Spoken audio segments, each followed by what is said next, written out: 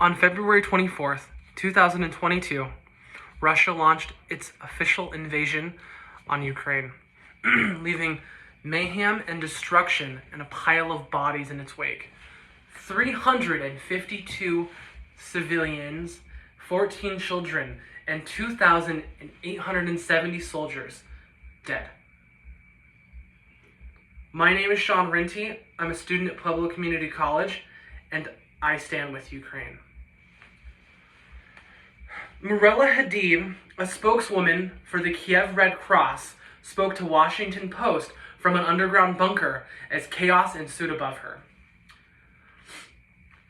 She told Post, "It's an incredible, worrying situation that we don't have any idea of the full scale of the consequences right now."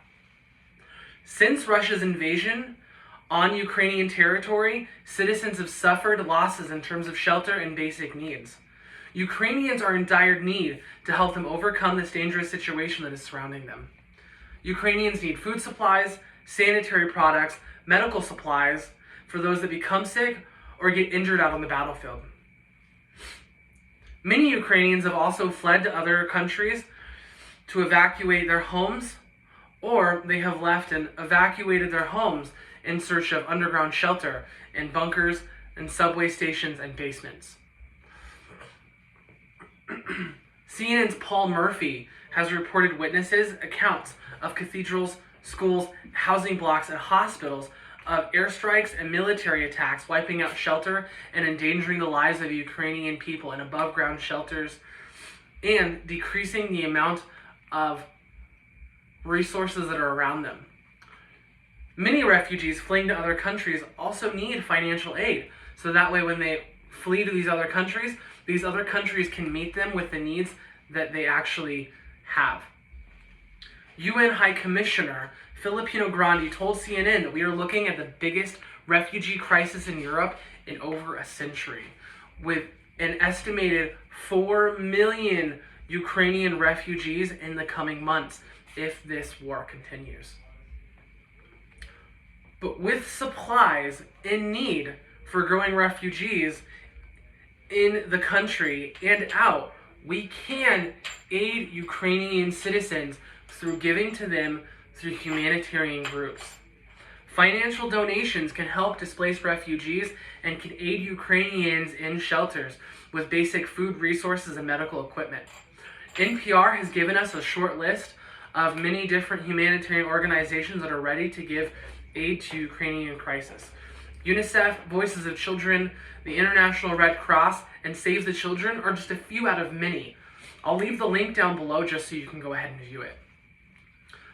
But Ukrainians can receive better care with greater supplies from humanitarian groups if we are able to donate the supplies that they're looking for or donate the money that they need, so that way they can get those supplies for Ukrainian refugees and citizens. That way, Ukrainian refugees can be prioritized at the border. And so that way they're not waiting outside in the cold weather for up to 60 hours, waiting just to get in. I want every single one of you to do the most basic thing that you can. And I want you to go home, and I want you to open up your computer, your laptop, your phone, your tablet, whatever you have, and I want you to do the most basic thing, and I just want you to search for humanitarian groups and local communities for canned food drives or financial donations for humanitarian groups. I just want you to look at what you can do to aid Ukrainians in this crisis. Instead of saying, well, there's nothing I can do to help, that's a lie.